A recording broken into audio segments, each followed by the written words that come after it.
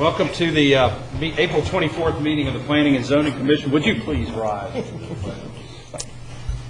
Pledge allegiance to the flag of the United States of America and to the republic for which it stands, one nation, under God, indivisible, with liberty and justice for all. I was really impressed. Boy, they hit the feet. They're getting used to this. Yeah, you guys came up quick, man. You guys are good. The first item is normal, the approval of the minutes of the April 10th meeting. Got a motion by Greg. Was that Greg or George? George, second by Greg. Yeah. All those in favor say aye. Aye. Opposed, like sign. Passed unanimously. We've got the first item on the agenda is an item on consent. It's Point West offices, a request for preliminary PD plat approval for commercial plan development to be known as Point West offices. It's quasi-judicial. Normally, this is not something open to the public, but just in case, is there anybody in the public that cares to speak on this if it happens to be pulled from consent? Yeah. If so, because we'd swear you in. If not, good. Swear him in, George. Would you raise your right hand? Do you swear or affirm to tell the truth, the whole truth, and nothing but the truth? I do. Okay, good. All right. Does anyone care to pull this item? Yes, I would. Okay. Donna would like to pull it. Therefore, it's probably a good thing we swore him in or swore at her, one or the other. Actually, I only have a few questions. No, really. Normally, when we have a commercial project like this that seems to abut a residential, and can you tell me how far the homes on the east side of the project are to the property line? I can't tell by this, and I couldn't tell by out there. You want the engineer or the staff? Okay, I'll take the engineer.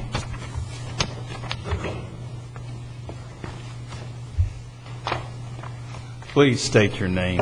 Jody Biddle, Shoki Biddle and Stoddard.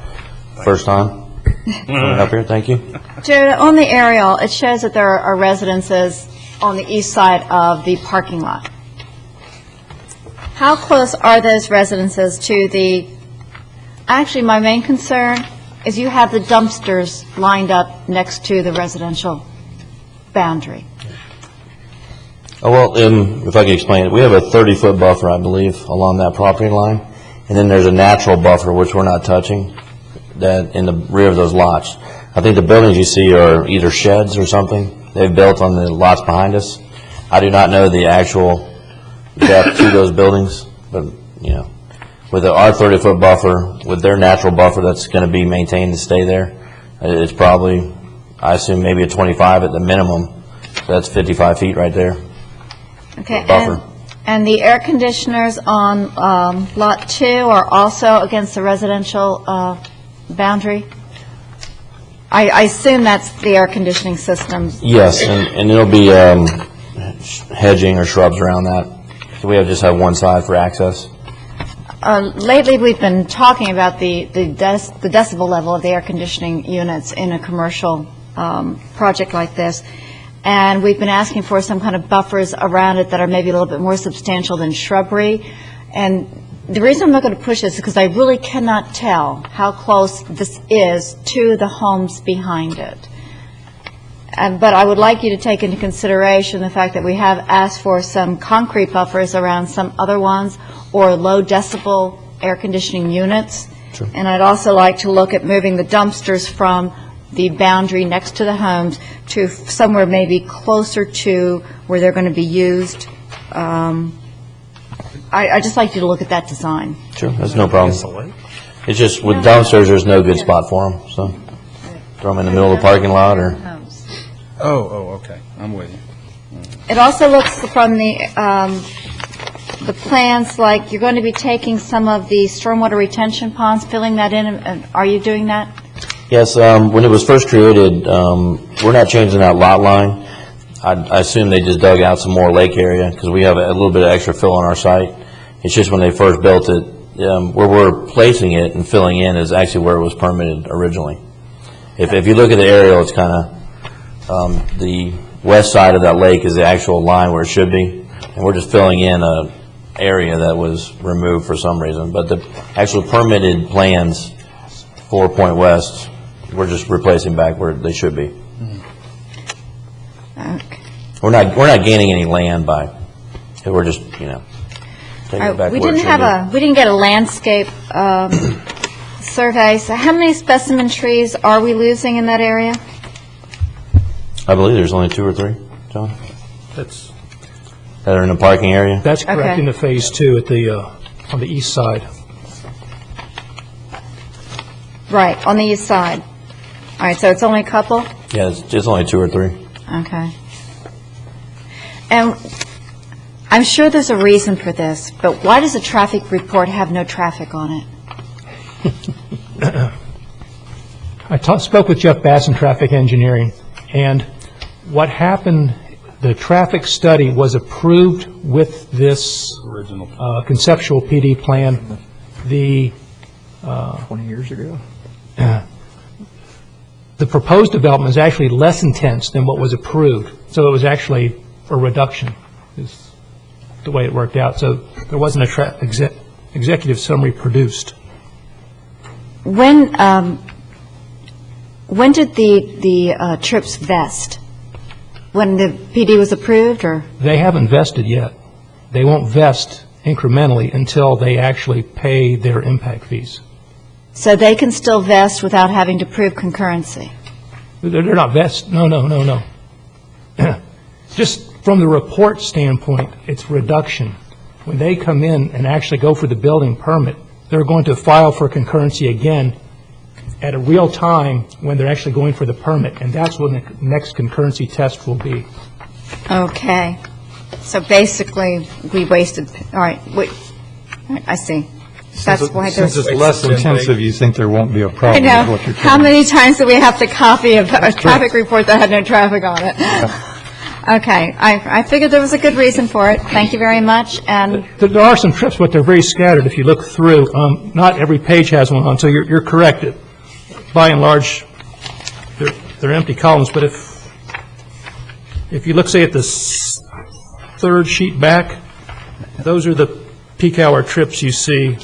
You should see a number in the second column that's a 6, a 15, a 19, a 17. Yeah. It's just that, just Okay, for so the it's single just- building, the trips are so low, it just doesn't produce many, so they don't end up in many columns. They just probably. Yeah, if you know, with our 8 and 15 now, they are only going to show trips when it's more than 15 trips Below on the a... threshold to trip Right, it, yeah. right. So, since this is accessing State Road 60, which is actually a 4-lane road there, if it's less than 15 trips, they wouldn't show anything. Isn't this the part of 60 that we're upgrading with the? Yes. Yeah. So, I mean, it's going higher than what we have Yes. even on books. okay, so my comments about the dumpster, the air conditioning units, I know we've been talking about that lately, abutting a residential neighborhood. That's it. I have no problem with it, really. Anybody else, questions, staff, or of the engineer? Okay, Joe, thank you. Thank you. Any more discussion? If not, we need a motion. Move to adopt as presented. Got a motion by Craig, Second? second by Donna. We'll let her have that, you know. All those in favor say aye. Aye. Opposed, like sign? Okay, good, thank you. Next item is a public hearing, which we have the consideration of a proposed amendments to the LDR Chapter 910 Concurrency Management System to add school concurrency regulations. Good evening, Stan Boland, County Planning Director. This is a land development regulation amendment on an issue I know you all have looked at before with respect to school concurrency. And as you all know, that the county and all the municipalities except for Orchid within the county have entered into and executed an interlocal agreement along with the school board. And the county has also amended its comprehensive plan to address school concurrency, to establish it and to implement it. And we met our first deadline requirement of March 1st to have the interlocal agreement finalized and the comprehensive plan amendments But we also now have to codify the school concurrency requirements into our land development regulations, Chapter 910, and that has to be done by July 1st of this year. So what is before you all is a codification of what's already in adopted comprehensive plan policies and is already in the interlocal agreement. And the Professional Services Advisory Committee looked at this proposed ordinance and voted 8-1 to recommend approval. It's before you all tonight at a public hearing for your recommendation, and we'll be looking to take this to the Board of County Commissioners probably in the next 4 to 6 weeks to make sure that we can meet the July 1st deadline. A couple of things that I just wanted to highlight with the ordinance, and again, this follows along with the interlocal agreement. One is that their school concurrency will become effective on July 1st, essentially. And the exemptions that we outlined at the beginning of our analysis, I think, are very important. Single-family lots of record will not be subject to school concurrency, lots of record as of July 1st. The same with residential development that's received a final plat approval or site plan approval or land development permit. There's also an exemption to any future amendment that occurs that does not increase essentially student generation from a project, and then age-restricted communities that are restricted by a recorded instrument are also exempt, the theory being that they won't be generating students. The other thing I wanted to just mention is that, concurrency is a regulation. It does, regardless of what's exempt from school concurrency, there's still planning for schools and facilities plans and so forth, which is also covered in the interlocal agreement. And so there'll be planning to service and serve the students that are generated regardless of whether something is exempt from the concurrency regulation itself or not. The other item that I wanted to address briefly is there is one non-school concurrency item. As long as we were changing Chapter 910, we found a reference that we needed to update. In fact, Bob had just mentioned our 8 trips and 15 trip thresholds. The old 5% threshold is referenced in one particular portion of 910. We didn't catch that when we were making the other changes, and we need to update that reference, so we're using this opportunity to do that. While you're on that, I have a question, Stan. Relating back to the project we just did with Point West, it showed that there were, 15 trips. Now, this is 3 commercial buildings, so now we're down to just showing a few trips. We're not showing a lot of traffic for 3 commercial, 3-story buildings. We're only showing, what are we not seeing now because of this change? What you're not seeing the trips less than 8 on 2-lane roads and trips less than 15 on 4-lane or 6-lane roads when you're going that far out from a project. So you're not seeing trips distributed as far out, essentially, on roadways. Now, just to remind you that the concurrency system is updated with traffic counts every year. So actual trips that are occurring out on the roads as they're counted as we get that data, at one point in time each year, that data is factored in and put into the concurrency management system. So what actually occurs out there on the roads, even though on a concurrency test we might not be going as far out, eventually if those projects develop and whatever trips actually do occur on the system, they do get picked up in the traffic counts. But we're not seeing trips distributed as far out. So I mean, 2 trips in an intersection would not trigger a problem if it was just over the edge. Right. In other words, we're just not going to see trips go as far out with projects. It would have to be a very large project to go several miles out. Okay. Thank you. I'm sorry, didn't mean to interrupt. Really, that's all that I had. Again, it's an issue, I think, school concurrency that you all have seen before. I'd be glad to answer questions. I just did want to point out that some of the mechanics that are in the proposed ordinance itself reference sections of the interlocal agreement, because that's where some of the particulars are spelled out in greater detail. That's all that I had, Okay. Mr. Chairman. Thank you, Stan. Does anybody have questions that would relate? I have a few I'd like to. We'll start down on the right with Jerry and work our way back this way. After July 1st, single-family homes would have to be included. Single-family homes. Well, not exactly. When you look at all legal single-family lots of record as of July 1st are exempt, but then you go down to the second one, and I'm referring to the second page of our staff report. Any residential development that received a final site plan or land development permit prior to July 1, so any lots or homes that are part of that sort of project are not going to undergo the... Actually, let me just clarify things, because this gets kind of complicated. When we say exempt, that means a single-family building permit for a lot like in Vero Lake Estates was platted in the 50s, an existing lot of record, that is not subject to the concurrency test, which means we're not going to go and maybe tell them they can't build because there's not adequate school facilities available. A couple of important things to consider. They do pay school impact fees.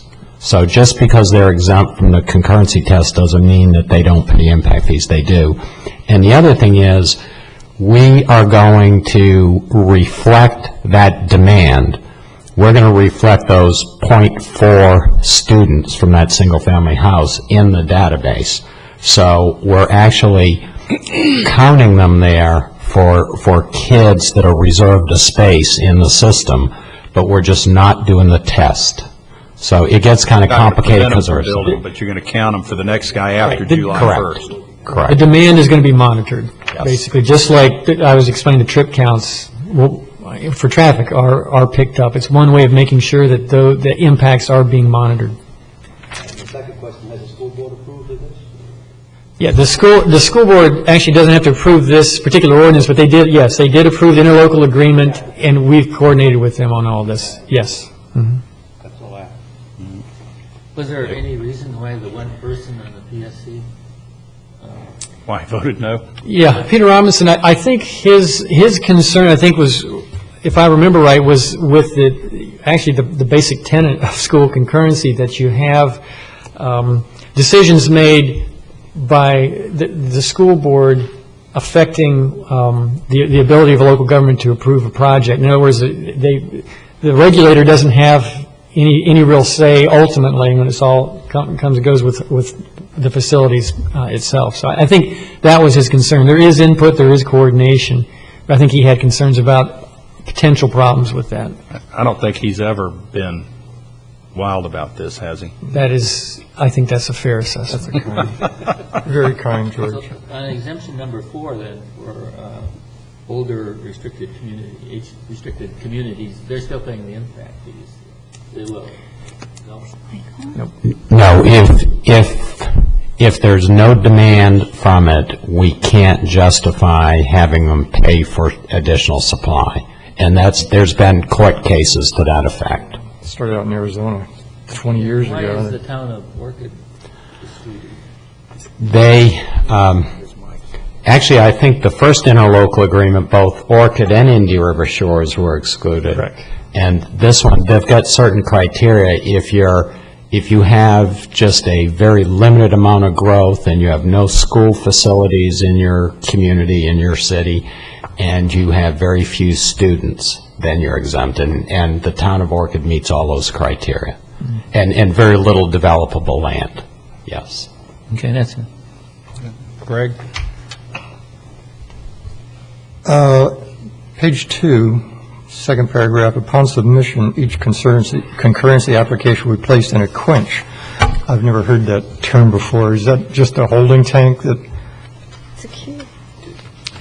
I'm sorry, this is page 2 of the ordinance? Is that Queue, all? yes. I mean, there's no, they don't get, I'm in first, so I get. That is the queue. The queue will prioritize, Will, yes. okay. That's correct. In your turn, it's a line. It's a line in my terms, okay. Get in line. The determination of public school facilities capacity shall be made by the school district. That's page 4 at the bottom. Is there no reviewing agency other than them? Actually, I had that discussion with Mr. Smith earlier, so I'm familiar with that. Stan's got to look at it. Okay. Actually, if you look at the paragraph preceding it, it references Fish, Florida. Yes, What is okay. it? Inventory of schoolhouses. And that's actually the criteria that the school district needs to use to make the capacity determination. But there's no other governmental entity here in Indian River County that reviews it. Right. That was my concern. There's no other legislative action It group. goes back to Peter. And it's just like, Yeah. I think what it really says is each party has certain responsibilities in this system, and one of the responsibilities of the school district is to make the capacity determination. Yeah, I just don't. But they do have criteria that they have to use. It's an objective standard, and they've got to perform the inventory there. No one else is going to. I just have problems with no checks and balances other than. The comment that I was making, Craig, with Bob today is that I told Bob that I thought there can be a little confusing when you read these because of the terminologies that are used sometimes, but it is corrected in essence if you look at the paragraph above it, because the school district does determine the capacity of a school in the number of students at each level, elementary, middle, and high. But they don't determine the programmatic numbers or the numbers of kids that are in each classroom. Each classroom, That's yeah. determined by the state. Yeah. So I thought it would be, it's just a little confusing for it not to say as determined by the state of Florida, but as Bob pointed That out, might be when a you look at good the LDR. clarification phase, Yeah. but it says, let's see, I'm on page 5 now.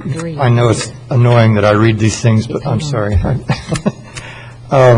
1, 2, 3, 4, fifth paragraph, the system demand, it says not including charter schools. Can you explain why that would be to me? You review that for me? Right. Why not?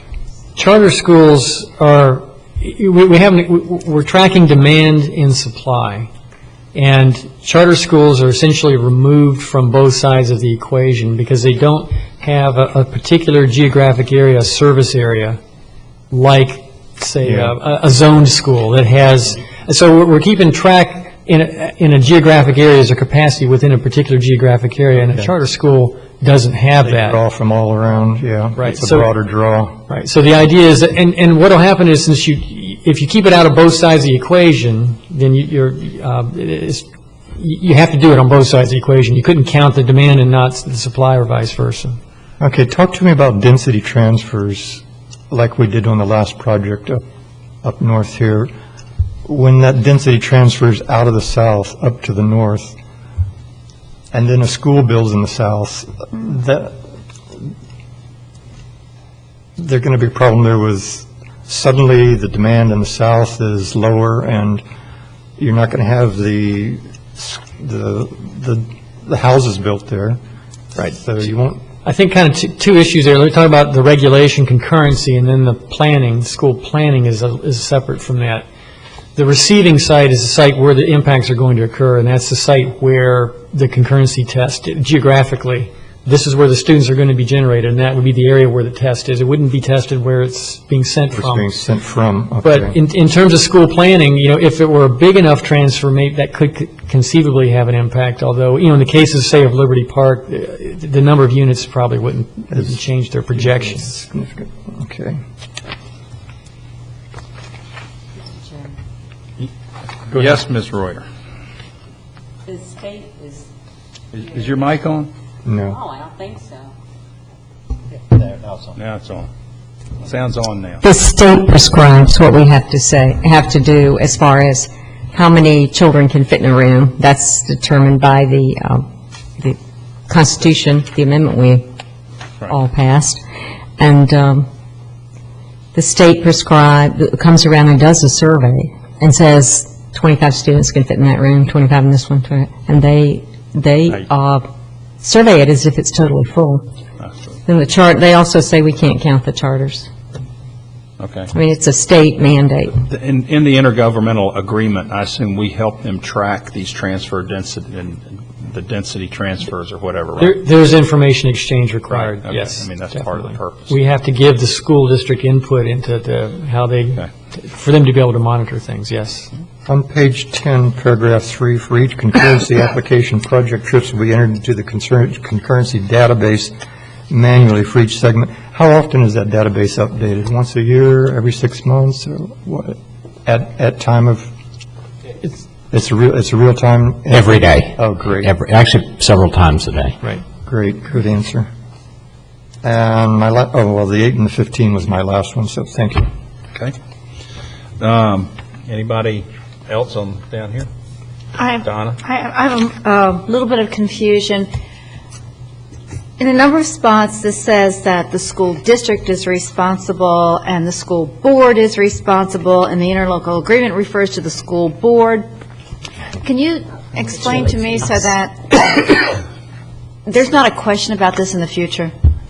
We use them almost interchangeably, but I think Ms. Reuter can tell you the board is actually the 5 individuals who make the decisions. The district is the overall organization. They do what we... Sometimes it's kind of difficult to differentiate which term. The school board is the lead agency, right? Right, I think we refer to district when we think that the staff is probably going to be most involved, like with the evaluations and so forth, but the school board, when there's the elected officials are making a decision. Right. So I assume that the ruling entity meets the requirements of the interlocal agreement, that's been coordinated, the district versus board thing? I imagine it's the board first, district second, right?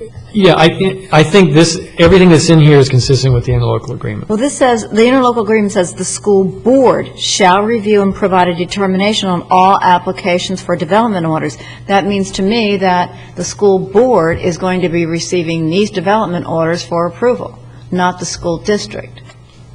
We are the school district. Excuse me, Mr. Chairman.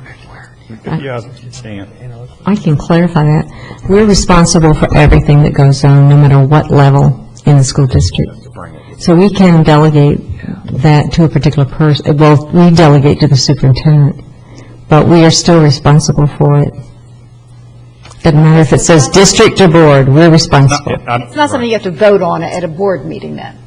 We may. It depends on the circumstances. But we don't have to, is the way I look at it. I'm just worried that there's some ambiguity in this. It wouldn't make any difference, though, because we're going to be responsible for it anyway. If we turn it over to somebody to give us a recommendation and then don't actually formally vote on it, we're still responsible for it. We still have to make sure it happens. Clarification, the wording, is that what you're looking for? Actually, yes, but only because you can see somewhere down the line, this is going to come up. Oh, well, the school board didn't make that decision. Somebody on staff made that decision. No, we would have to be, no matter who in the staff makes the decision, we would be the ones on the line. It doesn't matter. Okay. Another wording thing, public school facilities supply, parens capacity. If supply is going to mean capacity, the supply word obviously has a bit of ambiguity to it, which is why you qualified it by putting the word capacity behind it. So should we just be saying school facilities capacity instead of school facilities supply, because ambiguous obviously has, supply is obviously a little ambiguous here. You have to qualify it. Sorry, page 4. This is Section 4. I think the reason is the entire concurrency section is structured as supply and demand, and really capacity is a synonym, I think, for supply. We just wanted to clarify, but I think the whole regulation is written from the viewpoint of supply and demand. Okay, all right. My other question is the construction in the first 3 years. Can you explain to me how this works? We have 3 years to build to meet today's needs, or how does that work? This is a state requirement that the school district has to consider any school that's in the first 3 years of its 5-year facility plan has to consider that capacity existing. It's just like traffic, but traffic we have more discretion to do it. The state says, from a school standpoint, you have to consider that capacity available. So if there's a school that's going to start construction in the third year, and a development project comes in, the capacity that's reflected by that programmed improvement, even though it's 3 years away from starting construction, that capacity is considered as it's on the ground. Okay, and I understand that because that's how we do traffic concurrency. And in traffic concurrency, if the road is not built, we just have a traffic jam. In this concurrency, if the school isn't done, we just have a kid without a chair. No, you've got portables. Which is why, and I think, you know, the school district staff warned us at the beginning of this process about 3 years ago, there will always be portables. There will always be portables. And one thing, I think it's actually an interim supply technique. Yeah, exactly. And you can't guess where the children show up is the reason. You can't build 20% of a school to incrementally do the supply side of it. Anything else? Yes, are we issuing conditional concurrency certificates on this? Yes. Again, that does not vest. It's only for development orders that don't allow actual construction, like a rezoning. But it does mean, because the conditional concurrency test is done many times at the project level that you all will see, so it will be part of the concurrency test eventually that you all will start seeing on projects. School concurrency will be part of that test. Okay, I'm almost finished. Would you explain a sentence to me? The county hereby adopts the level of service standard for public school facilities at 100% of permanent fish capacity. Page 8. Page 8, Section 5, subparagraph 7, public school facilities. I don't understand how that works. Right. And it's comparable to the county adopting a level of service D for roads. Okay. It is the standard. Now, let me just tell you, some districts in the state are not adopting using fish capacity. They may be using program capacity. So they would adopt 100% of program capacity. In some cases, and initially in the first draft, I think, of the interlocal agreement, the public school facility element, we in the school district were looking at adopting 120% of fish capacity. And the state rules say you can adopt more than 100% and then phase in to get to 100% of fish capacity over time. Again, that just means you will have more portables for a longer period of time. That's what I thought. So the percentage, if we change 80%, or if you change it, that's what changes the amount of the school that's built ahead of time? The trigger goes up or down.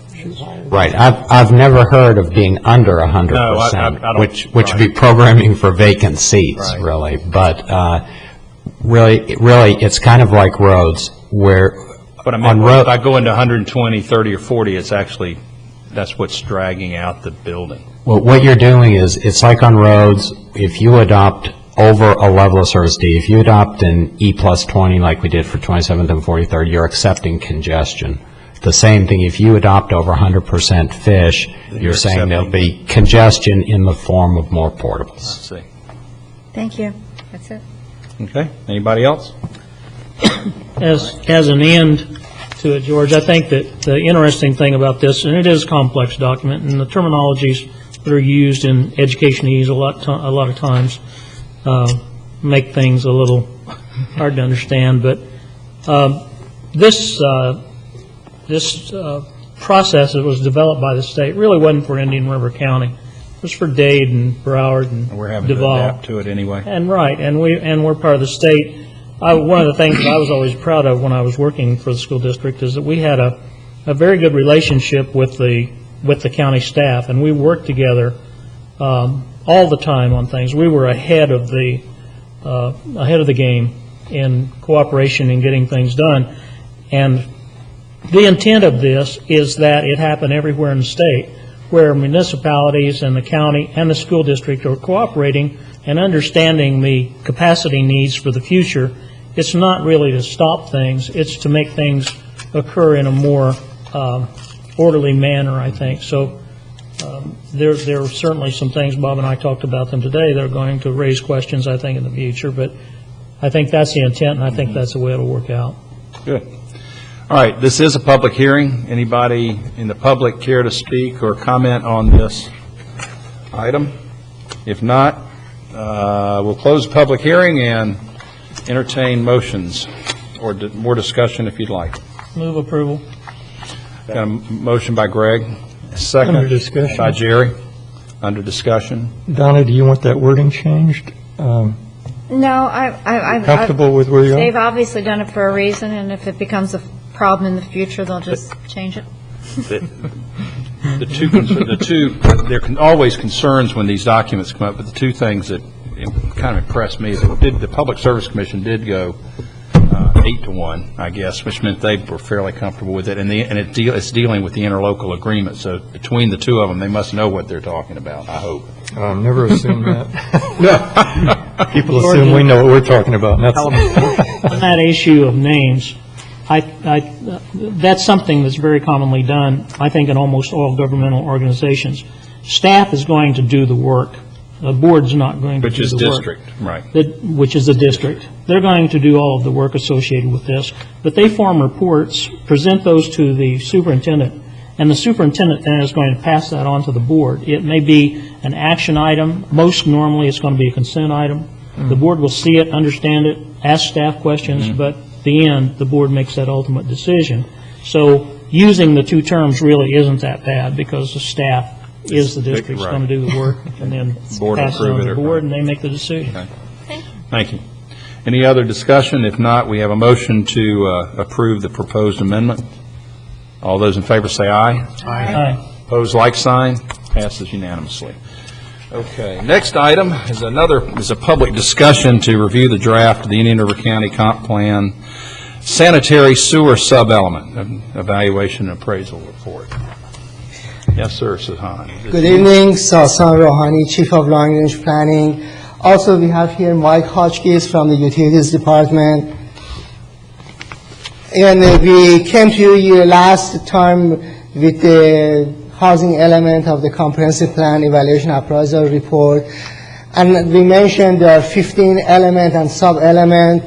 Also, some of these elements and sub-element we actually brought to you last year, if you remember. We brought to you the introductory element and also intergovernmental coordination element. But again, as they one by one, we're going to bring to you till eventually we have to submit them to the state by December 1. Like we discussed last time, all of the elements, they're going to have all of these 6 components that we are comparing the data at the time of the last major update, which was 1998, to the current data. We analyze data and then we proceed with the evaluation of objectives and policies. For the 3 of the elements, which are water, sewer, and solid waste, Utility Advisory Committee, they are the group that they are looking at these things. And they look at it in a different way and shape since 2006, and their review is not, of course, done. It still is ongoing. For example, the water and sewer element is going back to them on their next meeting, which is going to be on May 7th. Also, Utilities Department, especially Mike Hotchkiss, he reviewed all of these EAR and they gave us their comment, because we have to make sure that whatever we have corresponds to what they have.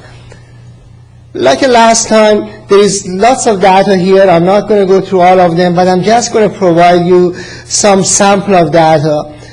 Since 1995, the Utilities Department, they expand their services, both for the water and for sewer.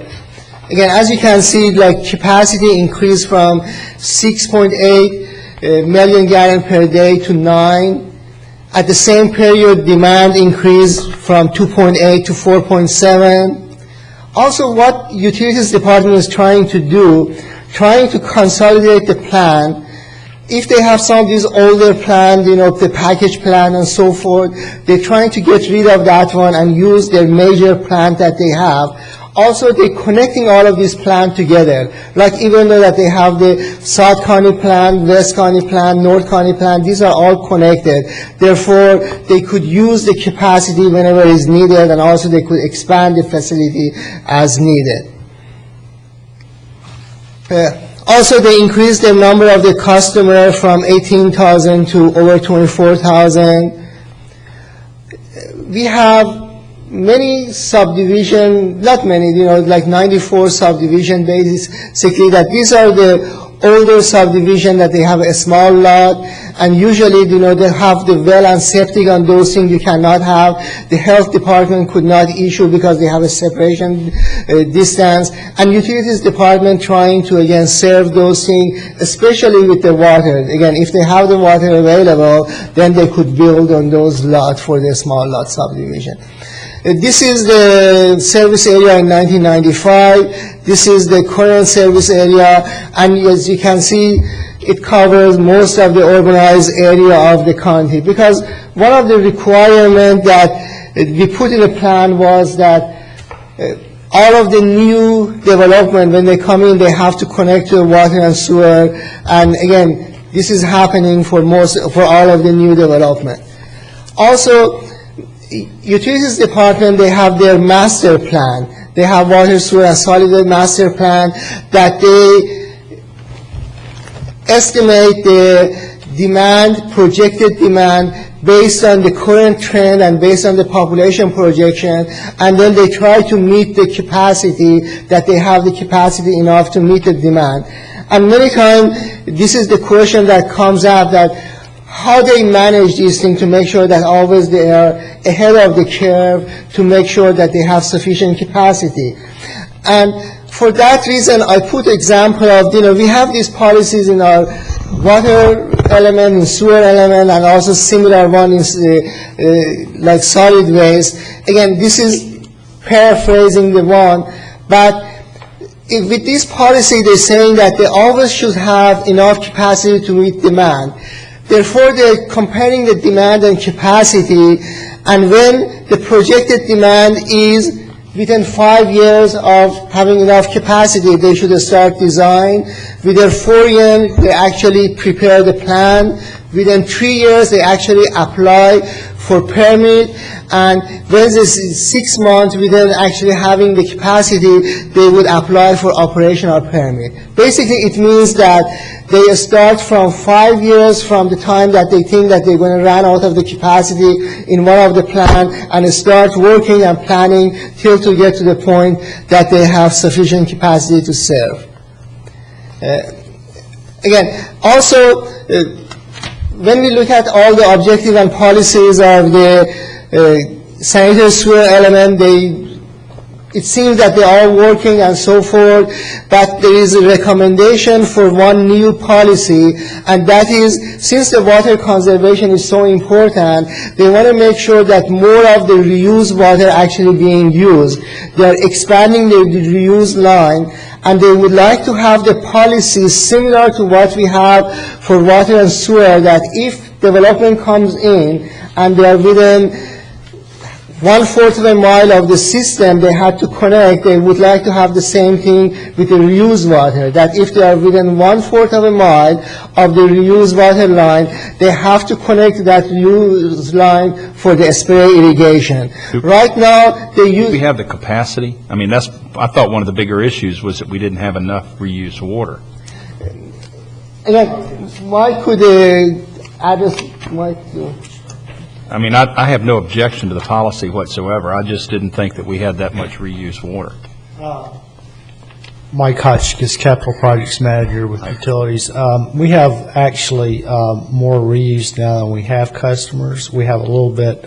We do? In the county we do. Is it the city that's behind? I mean, it's the city that's behind, oh, okay. Right. All right. They're using fresh water, yeah. We're expanding our reuse system now, as far as we can. We have one customer, Waterway Village, that we're trying to get connected that'll probably take care of all of our access now. But we're currently expanding to residential customers.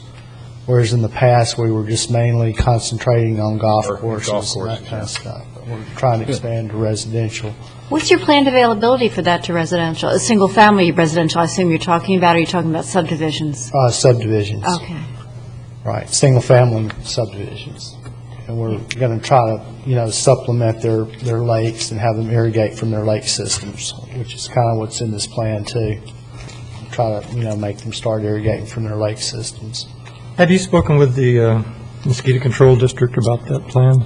About dumping into the lakes and... No, we haven't really we don't really have availability to a lot of their lakes. We had, at one time, planned to surcharge some of the lakes around Vista Royale and Vista Gardens, but we don't really Interesting have you would say that. I just want to, since both of you are standing up here, I'm going to do my dance here, because on page 3, paragraph 2, you talk about dumping water into, paragraph 3, State Road 60 corridor, where you're dumping into Vista Royale and Vista Gardens. Paragraph 2, the 9 county operating plans, You're talking about wetlands and mosquito impoundments along the in-river lagoon.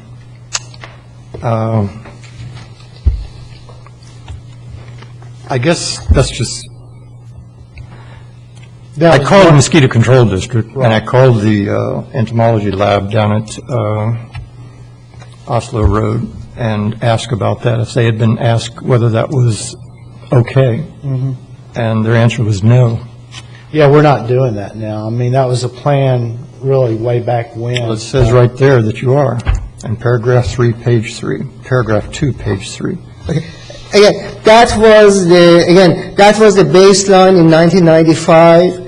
Again, we are having here information for 1995, and then we have the existing condition. Tell me you're not doing that anymore. They are not doing that anymore. Right, we're not doing it anymore. We actually decommissioned. But then you just told me that you're going to take wastewater and dump it into new developments, and use it, so you're doing the same thing. Well, no, it's not going to be discharging into the canals. We won't be discharging as long as the levels are above a certain level. Yeah, but the mosquito control district is one that should control that. My point here is, I have a report, which I'll give to the chair, about the failure of the system back in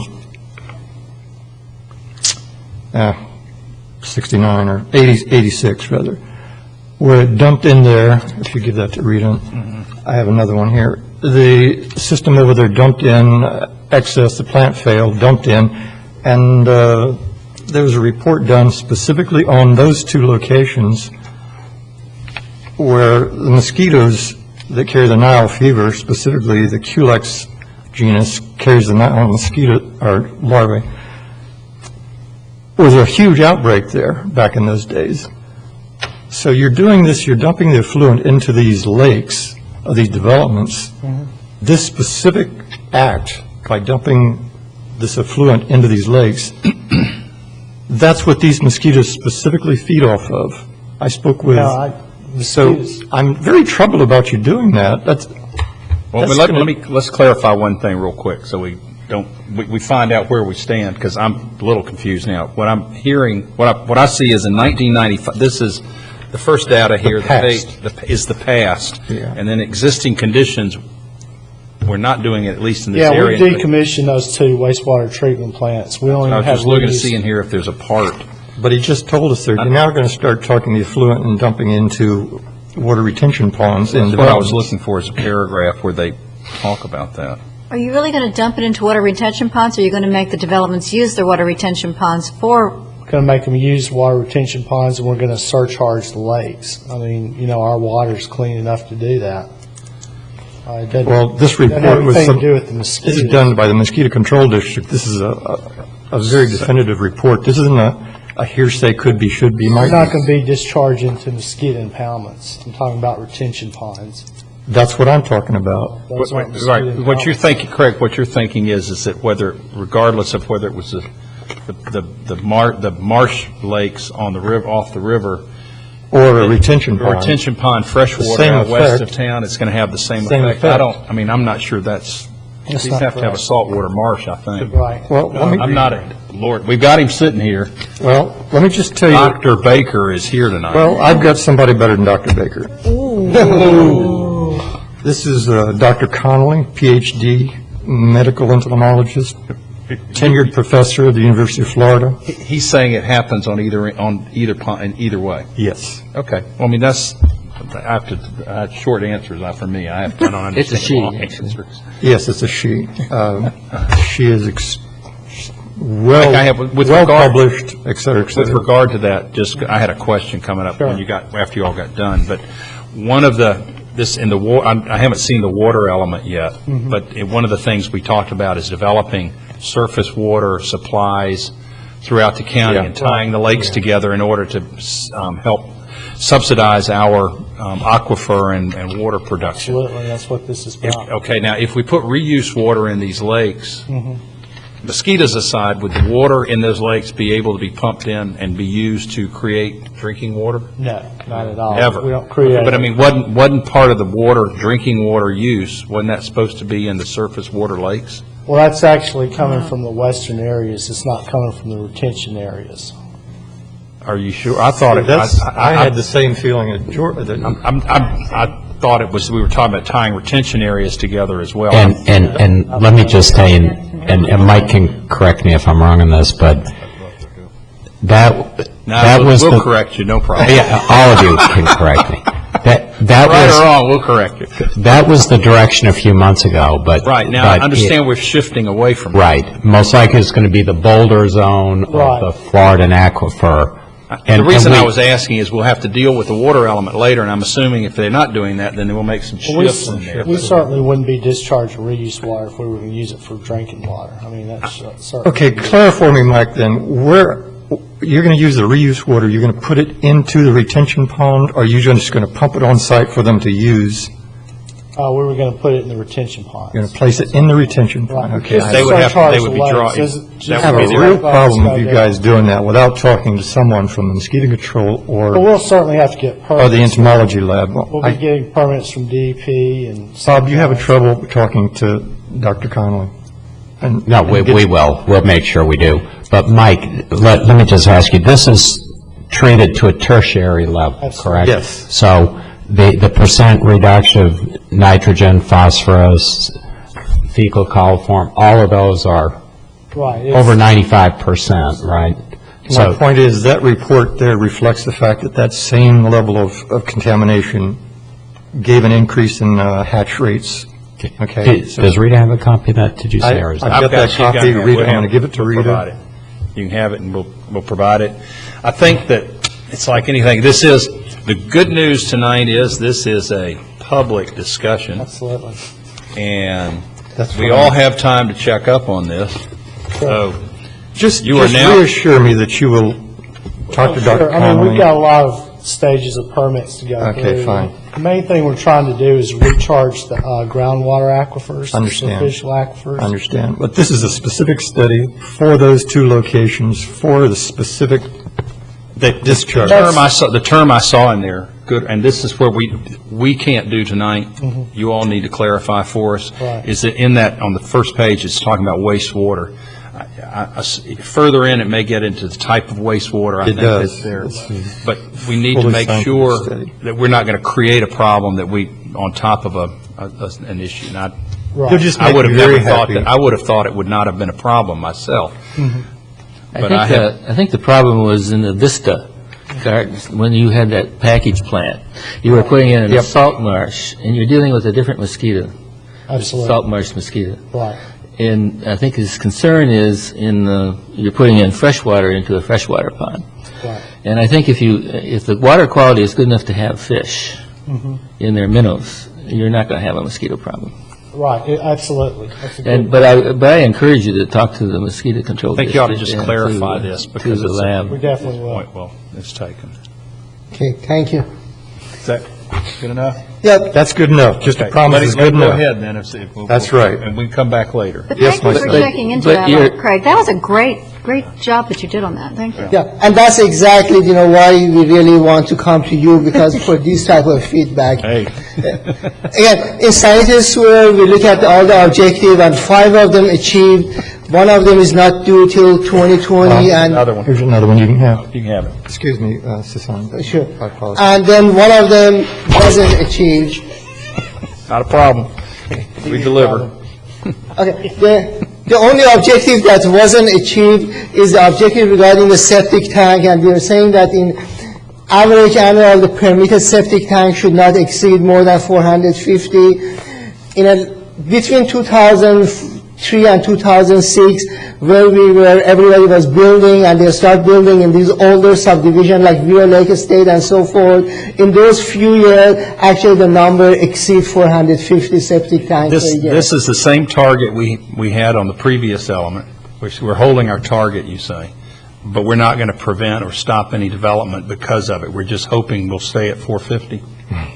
Exactly, and also, see, we could also change the target or the target date, but however, again, when you're looking at what happening like this year, actually the permit, they are way, way down. If only on those few years that everybody was just building, then they went to all these older subdivisions. The only reason I ask is that we still have space within the urban service area where we will have services. This is really only in areas outside the service. This only happens outside the urban service area, right? Or in the older subdivision inside the, like in Vero Lake Estate, for example. Most of Vero Lake Estate, they don't have the centralized water, and therefore, when they're getting the building permit, they are in well and septic tank. Oh, and they're allowed because they're grandfathered. They're not forced. Right. So as those lots are amortized in the Paradise Parks and Pine Tree Parks and Vero Lake Estates, we will have fewer septic tanks in the urban service. I just didn't want to see a target number that would stop something completely. But I think it's an admirable goal. Yeah, again, let me emphasize, and this is kind of like a learning process, objectives are targets we're trying to hit. They're not going to regulate or stop or do anything. The policies are the actions, and they can stop, they can regulate, they can actually have the impact. What we're doing here with these EARs and what Sasan's got up there really shows, from a sanitary sewer element standpoint, we wanted to hit 7 targets, and we hit 6 of them. And we need you to look over our shoulder. Are we correct in assessing those objectives? And then we need to step back. Were those objectives appropriate? Should we keep them? Do we need additional ones? Basically, we need to look at the individual objectives, see if we achieved them, but then look at the big picture. Is that everything we're trying to do here? It's everything we're trying to achieve. And I'm going to probably be telling you this every time we go over EAR elements, but we really want your feedback on this. The big thing is the big thing is, are we better off now than we were in 1998? Have we accomplished the things we want to? And were the things we accomplished the things we should have wanted to accomplish? So, believe me, when we get in, I just keep warning you, we're going to get the land use element, the potable water element, the transportation element. So in the sanitary sewer element, you want to know if we smell a rat. Okay. We got you. But again, that was what Bob just said. And again, the big picture thing for sanitary sewer is that we have efficient and safe system for the sanitary sewer disposal. And then we have to make sure that we have that one. And again, by utilities department expanding the system, we are achieving that one. More and more, they got rid of those old systems, package plant, those systems that they were not efficient, and they are going to a system that has much higher level of treatment, and therefore we are much better off in that aspect. Also, they're expanding the system now that they have the main line in most of the places that all the new development, they could connect to that system. Again, we are better off in that one too. With that, again, any comment, any question, either now or you could again email or call me later or call Mike, and we really appreciate your comment, and that's why we really come to you and we go to you like Utility Advisory Committee to get the feedback to make sure that we correctly evaluate these elements. Anybody have any questions or comments? Silly boy. Starting on the other end, away from Craig. I just have some comments on the objectives. Objective number 2, you recommend changing the date. What date do you want to put in there? Objective 2, revise objective target and target date. Yes. What date would you be looking for? Okay. You don't mention one there. Okay, the current objective is saying by 2002, and then we need to revise that one to some other date that is in the future. Again, we don't have, at this point, we are not writing the objective yet. That's why we really don't have the date yet. But again, it's going to be a date in future, and therefore we need to get rid of the 2002, which already passed, and put something in future, which is again we're trying to achieve, like 2015 or 2020. Yeah, let me I want just. to put a date in then, No, at this point. Right, let me add one point. Right now, this year, we have to do the evaluation and appraisal. And we don't need to get specific with wording. If we want to change an objective, we really need to just kind of lay out the general parameters.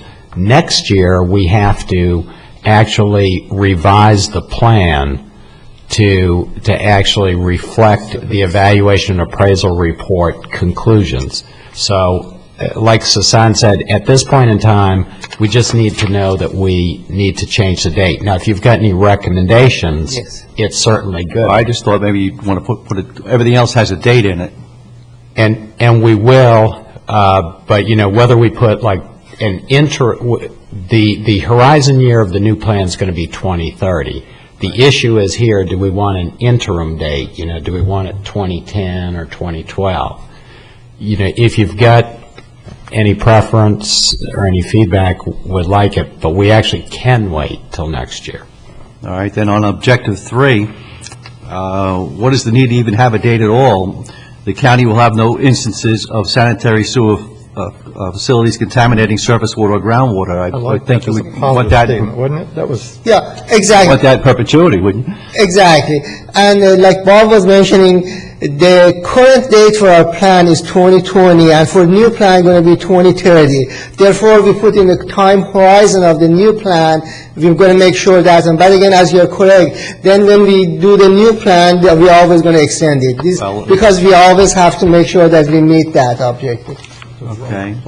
And I'll add the same question on objective 6, why have a date also? But if that's your plan, just make a 20-year plan from today, or roughly. Exactly, yeah. Time horizon of the plan. And on 5 was the same question again. What date would you want in there? All right. Objective 5, you wanted to change the date also. Yeah, we're changing the date. Also, that one referring to a table in the plan that has capital improvement elements. And again, since we're going to have a new capital improvement for these elements, we need to refer to that table. Whatever that table is going to be when we're revising the plan. That we have a correct reference. All right, but you don't want to put a date in there again to keep with the 2030? Right now you have 2010. So, Son, I don't know if that's a 5-year capital improvement. That's, again, the 5-year capital improvement. Most likely, we're going to start working on actual plan next year, and by 2010 going to be approved. Therefore, most likely that one going to be 2015. 215. yeah. That's all I have. Just Thank you. the wording. I just had a couple of comments. One is on the septic tanks. I don't want to get in an argument on whether they're good or bad, but there are going to be certainly septic tanks going in, especially outside the urban service area in the future. And I think if they go in, they should be, some way if we could get them to be under some sort of maintenance. They should be just like a car, every 4 years be pumped out or something taken care of. And is there a mechanism that we can put in here that we could get that tied down? Because I think if they're maintained, a septic tank's maintained, it's probably a pretty good system. And is there a way we could do that? Not only that, adding to that, when they pump them out, my problem is the disposal of the pump out. There's nothing controlling where they dump or if they dump. the company that pumps it Hopefully they're out. going into the county system. Right, is they going into the county sewer system? There's no requirement that says they have to. I think that would be a good point, too. Right?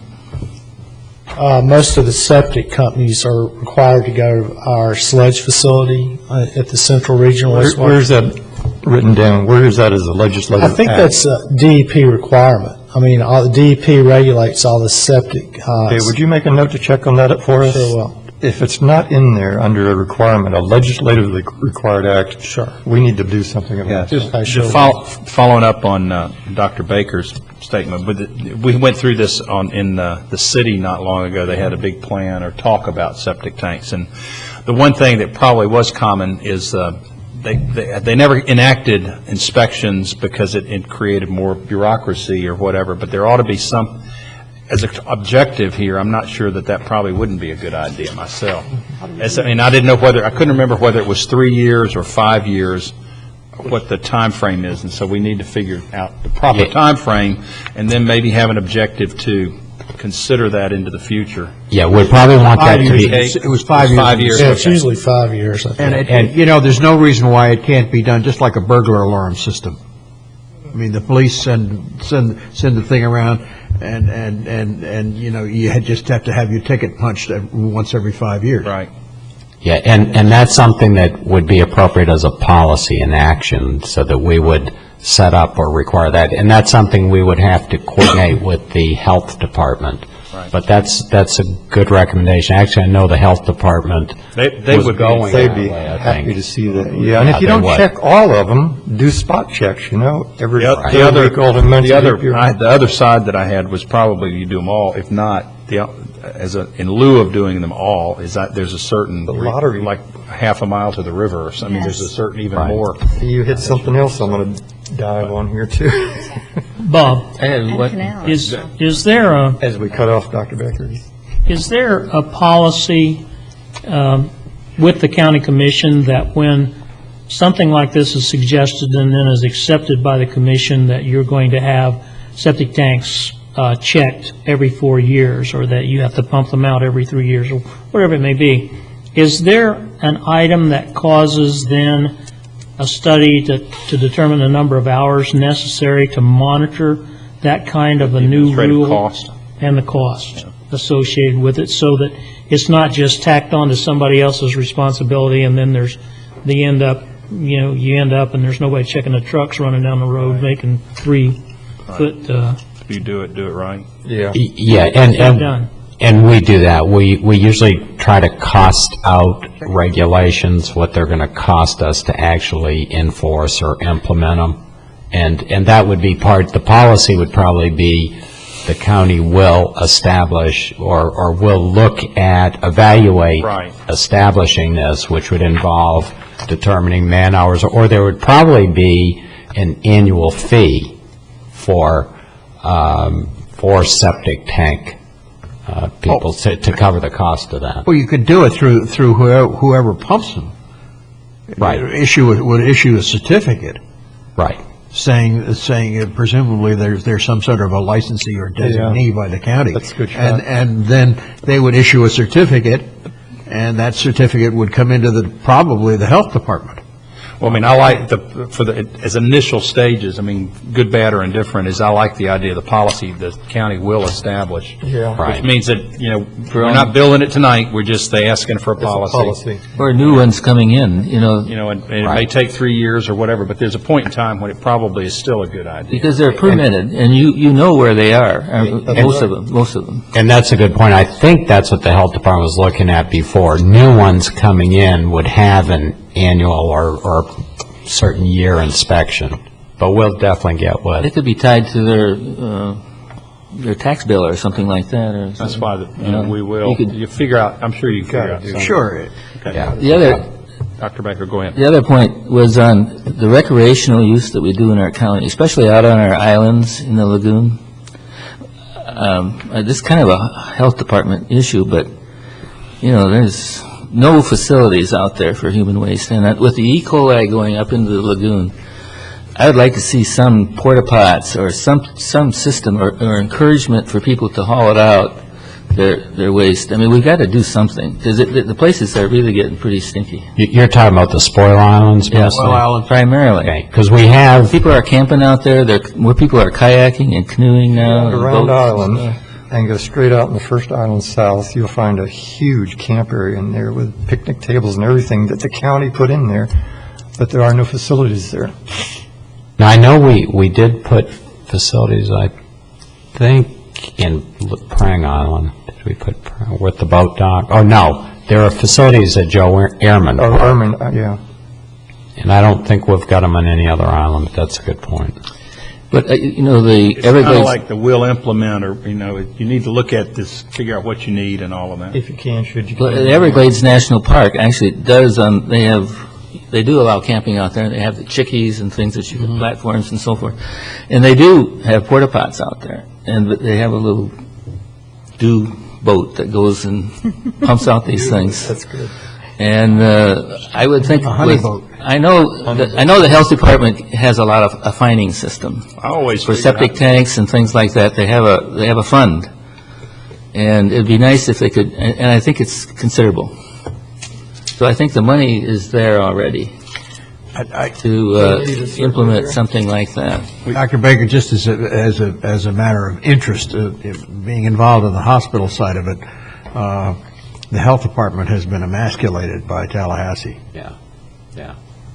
We've had to shut down all extended facilities. They've had to let go of people, all the rest of it. They've used up the septic tank fund? Well, they've used up all their funds, they say. So, you know, it just is, the health department is strained at this point.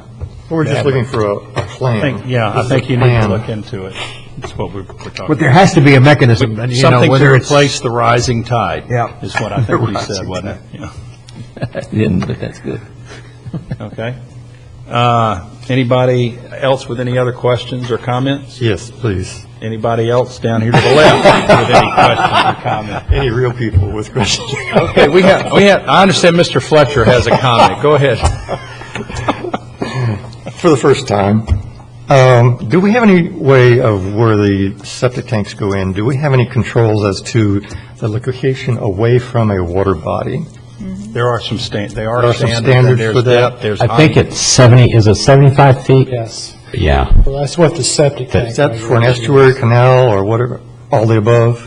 Well, from, surface water, septic tanks can't be within 75 feet, and sewer facilities be the same, That's a good answer. surface water. That's a great answer. Any But other the problem, questions? or the problem comments? comes in with the city and the counties are not the same. So one does it in the back of the yard, and the one does it in the front of the yard. Oh, Yeah. And if you, at the boundary where I am, it's a problem. Where a weed is a tree, I think you pointed out at one point. So it'd be nice if we had sort of a uniform system, but I think it's too late now for that. We can always work on it, and that's a plan we could put down as an objective, Any to other? make it closer between the city. Any other comments or questions? Or, it's a public hearing, the public mean I'm hearing is through? now open, the public hearing is now closed. There's nobody left, we put them all to sleep, I think. And George's ADD has taken over. That's right. My appetite just kicked in, but this is a public discussion, so there's really no action tonight, I don't think, at any rate, so.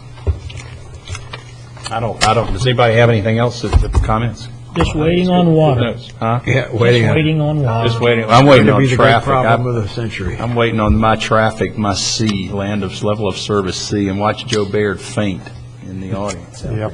Okay, thank you all. Let's see. Next, information package and planning matters, and up for you, Stan. Just a couple of things on. Sorry, first, anything called the commissioner matters. Not now. Not now. You're on a good. roll, George. Any planning matters? We'll step in your way for a minute or two. Any planning matters? I think that Mr. Keating is going to update us on impact fees and interlocal service boundary agreement. Action from the board. Getting too wise. Let me just tell you that the Board of County Commissioners has been having some long meetings, including today, and Stan will tell you about today's special meeting.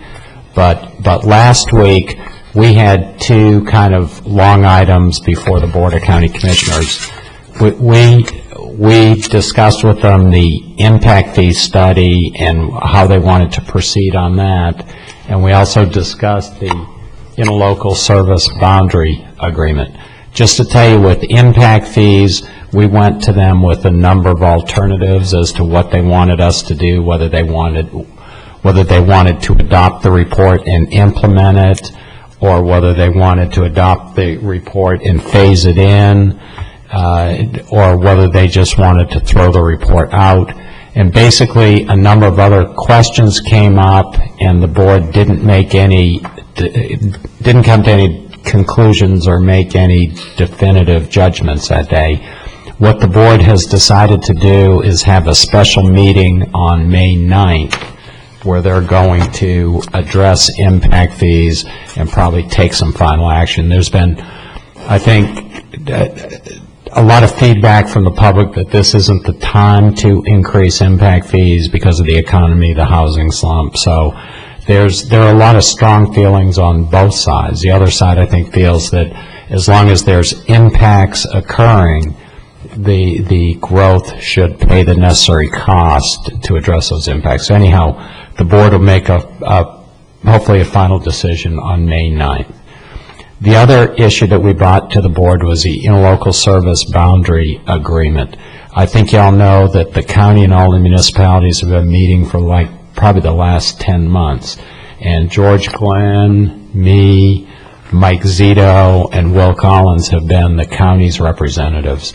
We've been meeting probably twice a month. Generally, the managers, the attorneys, and the planners for each of the organizations.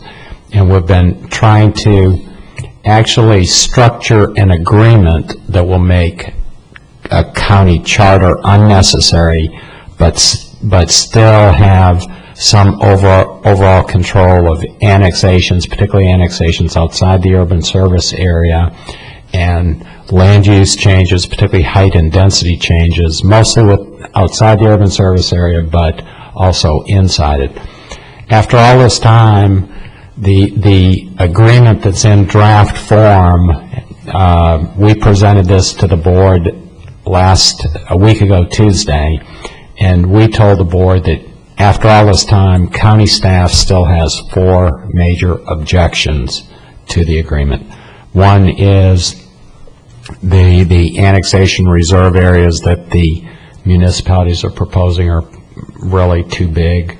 They range from 40,000 acres for the city of Vero Beach, which is all within the urban service area, to another 20,000 acres for Fellsmere, which is almost all outside the urban service area. So that was one. And then we had a couple of objections, particularly some standards that both Fellsmere and Sebastian were setting for the areas that they would be annexing, primarily outside the urban service area. We didn't think that those standards really reflected good development principles. And finally, our last objection related to a poison pill that was in the agreement that essentially said any party could actually move to terminate the agreement or terminate the agreement if there's any initiative towards establishing a charter, even if it's a citizen initiative. So those were the major objections that we had, and the Board of County Commissioners concurred with that. What we're going to be doing is going back with the other parties, resuming negotiations, see if we can come to any resolution of these issues, objections we have. Then there'll be, if we're able to do that, there'll be a meeting of all of the elected officials, a type of Richardson Center meeting, to see if everything can be ironed out. And then finally, if it is all ironed out, each local government will adopt the agreement. It will go into effect and will last for 20 years. And George and I would be happy to answer any questions you might have on this. Possibility, probability within this year? 50%, 10%? Rough order of magnitude. I don't know. What do you think, George? Or election? I'm staying away from that question. That's what I, No deal. well, he made the point before the election, was what my point also, so it'll be sometime next year. Donna? I have a question about, you had mentioned about the poison pill, and you had said that if the county makes any move toward a charter, it will negate the agreement. But I understand from a presentation that the City of Sebastian attorney made last night, that it's not any move, it's actually 3 qualified triggers. Yes, yeah. I overgeneralized you. You're correct. There are 3 triggers, but only one of them is under the entire control of the county commission. The other 2, one would be the state legislature taking some action towards a charter, and then another one is a citizen initiative for a charter. So of the 3 actions that would implement the poison pill, 2 of them are not in the control of the county commission. Is that true, George? No, that's absolutely I mean, with regard to the poison pill, though, I mean, that's, I hadn't heard, I don't know enough about it to be sure, but I mean, in essence, if you have a charter, you negate what you've got anyway. So I'm not sure that you don't need something like that. And we agree with that. It's just the way it's I structured. haven't figured out the triggers. Yeah, the timing of the triggers and. What and a should few constitute things. a trigger? We're not quite sure it's fair that if the state legislature takes an action where 15% of the voters move to a charter, that somehow the county should be punished, where municipalities should be punished. Because also what the charter currently reads is that basically it creates an option, and there's no expiration of the option. So say in year 3, 15% of the electorate signs up to do a charter government, that a municipality can basically invoke the option, but say that charter movement fails and goes nowhere. You could have 7 years later, in year 10, you could have a municipality decide, or the county decide, well, you know, this really isn't beneficial for us anymore. We're going to invoke that option from 7 years ago and get out of the agreement. So there's some problems with the way it's written, besides the triggers. Anything else, Stan? Just an update from today's special meeting on the source. Sorry. Just a little facetious for you guys. When the municipalities have to present their boundary, do they do it in a sealed envelope? I think they make the county map it. I think that's right. Okay, so an update from the meeting today, the special meeting that the board had on the source. The first item they took 2.5 hours, and they made the decision that the county did have jurisdiction to hear the appeal, that the Met's appeal of the staff decision first to the Planning and Zoning Commission, that was a valid appeal.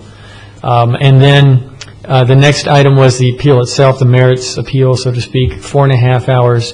And they decided that the Planning and Zoning Commission decision was correct. They overturned the initial decision by staff, so they agreed with the Planning and Zoning Commission. So the final kind of decision from the board on that matter is that use cannot be, the residential treatment center use cannot be continued on that site.